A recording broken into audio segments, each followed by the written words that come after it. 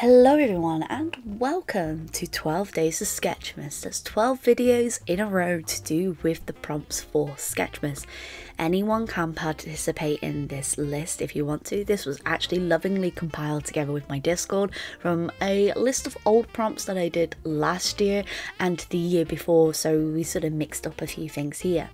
And I thought it would be really fun, as well as doing 12 days of videos in a row, to do some entirely different bits and pieces here. And you can use these ideas for gifts later on if you wish to do some gifts for people.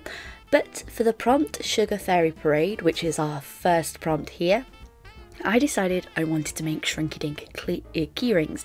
Now this is something new to me and I had an awful lot of fun doing it, so I'm going to show you how I made these and give you tips and tricks on how to do them. So I've got everything here that I needed and what I worked on, and of course I'm going to go through and explain everything that I used here.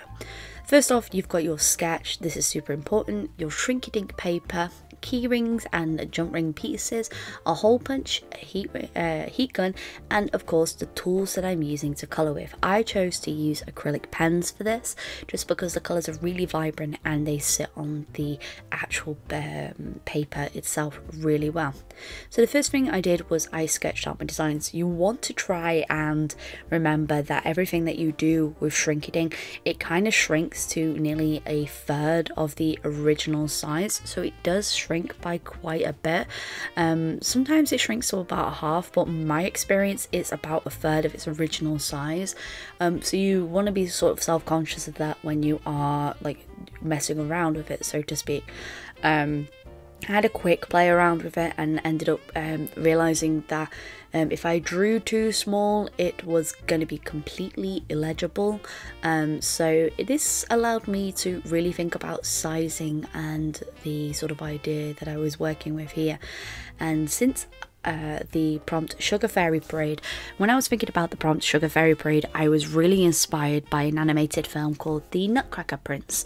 It's one of my all-time favorite animated films to watch around the holiday season, and I in particular really love this film. It's super old school, but it's got some music in it, and it really inspired me. So I was thinking about sugar fairies and how they play their role in the ballet, and that's sort of like the whole idea that I went with for this. And of course I wanted them to be chibi, which is a sort of illustration style, which is where you have like sort of like squishy forms of like a it's essentially an art style that you can go for. You have like standard form and then chibi form, and chibi form is basically like a smaller version of the bigger version, if that makes any sense. Everything's sort of squishy with this character and I really did enjoy it. So here I am in my sketchbook sort of planning out the colours that I'm going for, as well as like posing. I actually did a few more after this because the one on the left actually ended up being a bit too big for what I needed, so I was sort of trying to keep down to the size of the one on the right, because if it ended up being the one on the left that was too big, and the one on the right I could actually fit 2 characters per Shrinky-Dink paper, which was roughly about A5 size. So it was an awful lot of fun. So here we have the actual shrink paper. So the first thing I'm going to do, as you can see, it's quite clear, so you can actually have your sketch underneath and then draw on top. This will make your life a little bit easier. As well, I'm actually going to be using a little bit of tape to tape it down. For those wondering, yes, this is mushroom washi tape that I've made. I kind of forgot when I was making this video to use different washi tape, but this is kind of like sneaky peeks for the store update that's happening in January. It actually arrived this month when I wasn't anticipating it to, and I decided that I wasn't going to do a December update before the end of the year because with the way that the post has been lately, it wouldn't make sense. Anyway, I digress. The first thing I did, I actually put lines down first because it would show through on the other side of the paper, but bear in mind if you're going to be colouring, you kind of want your lines to be on top. Now you don't necessarily have to use acrylic markers, you can use pencils. in my experience that when I've tried it with pencils, because I did a few tests before this, it still ended up with like little gaps through it. So I ended up using acrylic pens. Now you don't necessarily have to use Poscas. There are some cheaper versions of acrylic pens out there, but the reason why I chose for acrylic pens is because the colour's really opaque, it's bright, and it was bold, and it's sort of the style that I'm going for. Not heavy shading, flat colouring, and if I wanted a bit of shading, I was adding a little bit of coloured pencil on top, and that was a way that I was able to get the layering that I desired.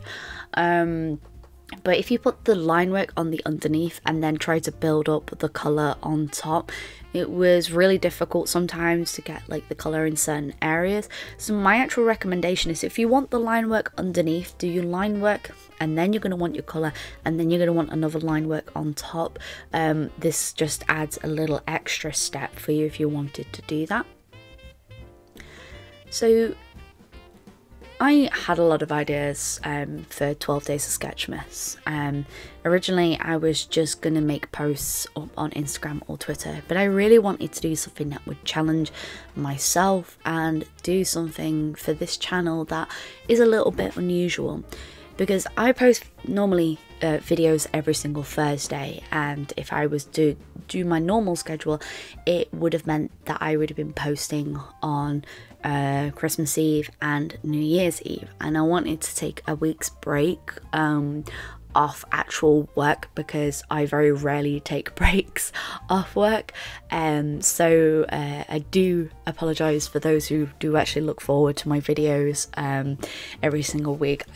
I wanted to give myself a bit of a break, just so that I have time to decompress and get myself ready for the new year, because I have a lot of new products that I'm working on for the new year, a lot of new projects that I'm working on. So it's sort of like that was the whole idea. So this is sort of like a big, a lot of really fun videos for to end 2020, because it's been a year. Now I do have people who ask me, can they participate in Sketchmas? Absolutely. You don't have to celebrate the holidays or celebrate the festivities of Christmas, because I know not everyone does.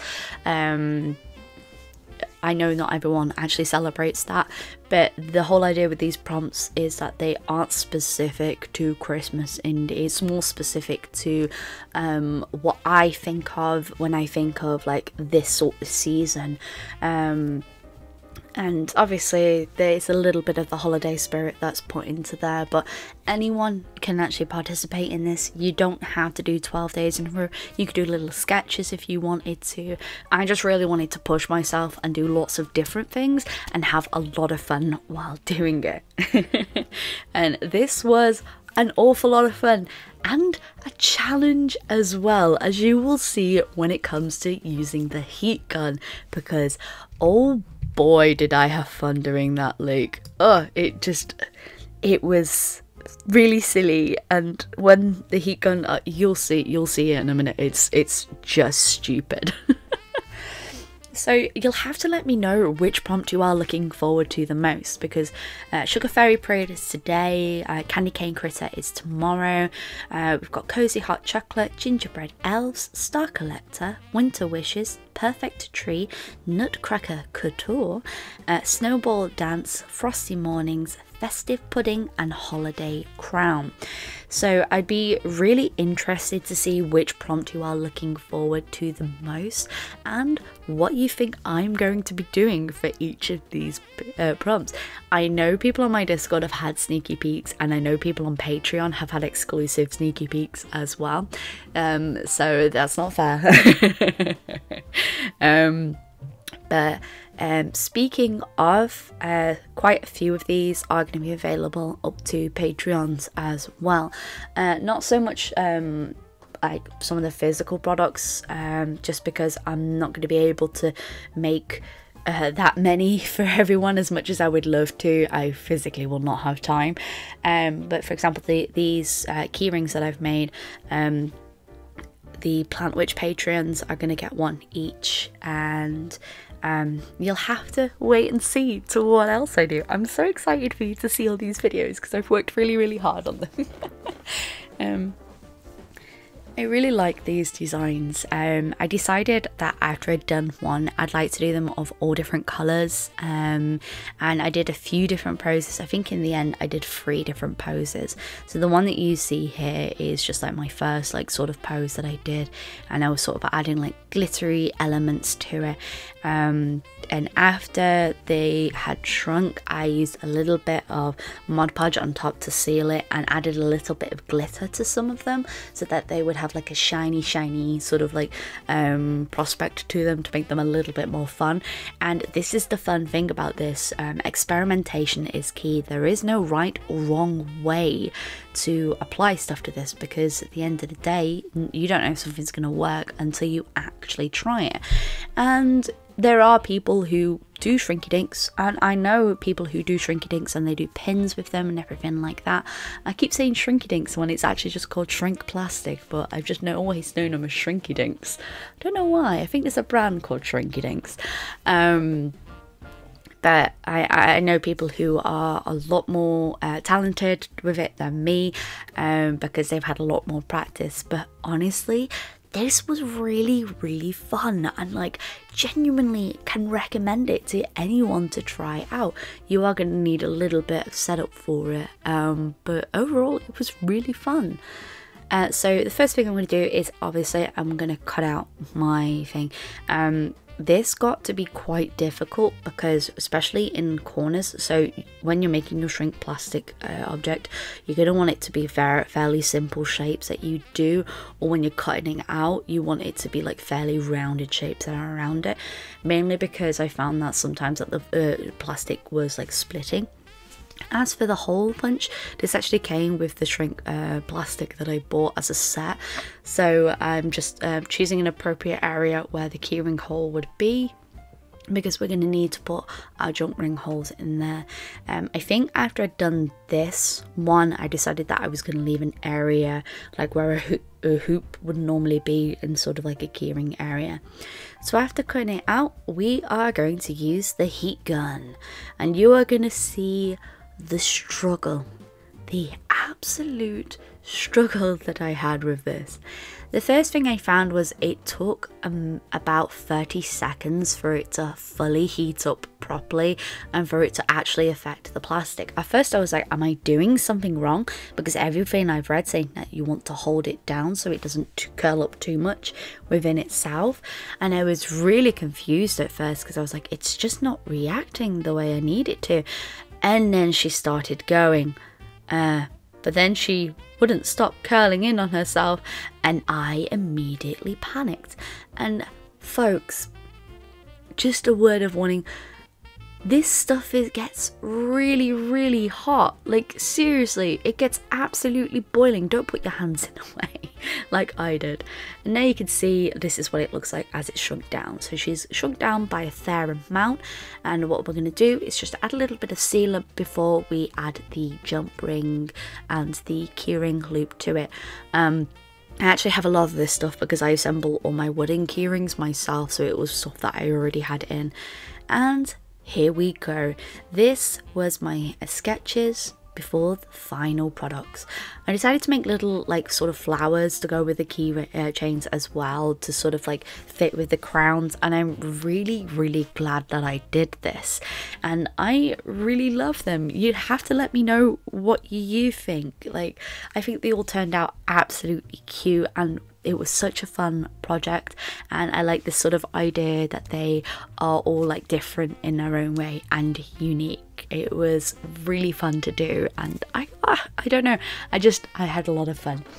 I hope you have enjoyed this video, and stay tuned tomorrow, because tomorrow I'll be posting for the prompt Candy Cane Critter.